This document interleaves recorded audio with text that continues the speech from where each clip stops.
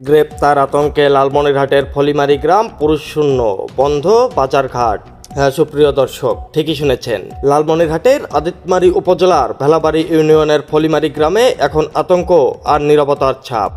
শিশু নন্দিনী রায় বয়স 7 বছর হত্যা মামলাকে কেন্দ্র করে পুলিশের সঙ্গে সংঘর্ষ, সরকারি গাড়ি ভাঙচুর ও পরবর্তী সময়ে দায়ের হওয়া পৃথক দুটি মামলায় প্রায় 1500 অজ্ঞাত ব্যক্তিকে আসামি করার ঘটনায় গ্রাম জুড়ে ছড়িয়ে পড়েছে গ্রেপ্তার আতঙ্ক।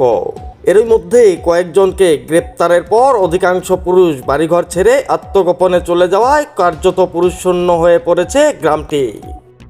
আজ শনিবার দুপুরে সরজমিনে খবর লালমনিরহাট অনলাইন অনুসন্ধানী নিউজ টিম গিয়ে দেখতে পারে এক সময়ের ব্যস্ত ফলিমারি বাজার এখন প্রায় জনশূন্য।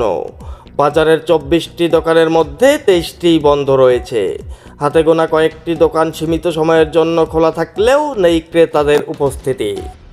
এই বিষয়ে স্থানীয় সার ব্যবসায়ী লিটন চন্দ্র রায় খবর লালমনিরহাট অনলাইন অনুসন্ধানী নিউজ টিমকে জানান, প্রতি বছরের মতো এবারও হালকাথায় আয়োজন করেছিলেন তিনি। বিভিন্ন কৃষকের কাছে প্রায় 5 লাখ টাকা পাওনা থাকলেও গ্রেপ্তার আতঙ্কে কেউ বাজারে আসেননি। তিনি আরও বলেন, সারাদিন অপেক্ষা করেও একজন ক্রেতা পাইনি। আপ্যায়নের জন্য প্রস্তুত করা খাবার শেষে গ্রাহকদের বাড়িতে পাঠিয়ে দিতে হয়েছে। গ্রামের পুরুষরা বাড়িতে না থাকায় বাজারসহ সবকিছুই অচল হয়ে পড়েছে। একই কথা বলেন পানের দোকানদার সন্তোষ চন্দ্র রায়। তার ভাষায়, দোকান খুলে বসে থাকি কিন্তু কোনো ক্রেতা আসে না। বাজারে এক ধরনের ভুতুড়ে পরিবেশ সৃষ্টি হয়েছে।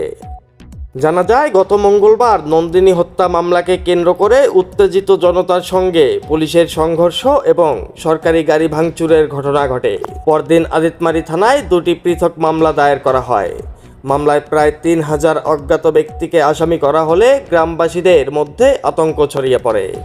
পরে বৃহস্পতিবার রাত থেকে শুক্রবার ভোর পর্যন্ত অভিযানে মোট 10 জনকে গ্রেপ্তার করে পুলিশ।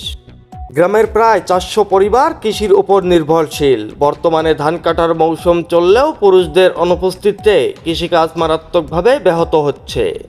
শুধু কৃষিকাজই নয়, স্থবির হয়ে পড়েছে ধর্মীয় কার্যক্রমও। গ্রামের 4টি মন্দিরে নিয়মিত পূজা অর্চনা ও কীর্তন প্রায় বন্ধ হয়ে গিয়েছে।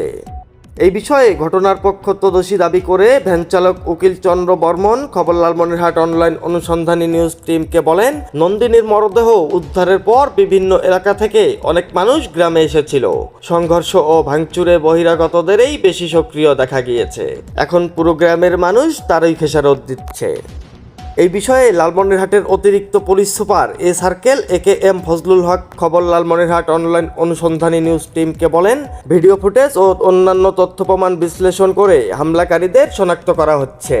প্রকৃত আসামিদের আইনের আওতায় আনা হবে। কোনো নিরপরাধ ব্যক্তি হয়রানির শিকার হবেন না।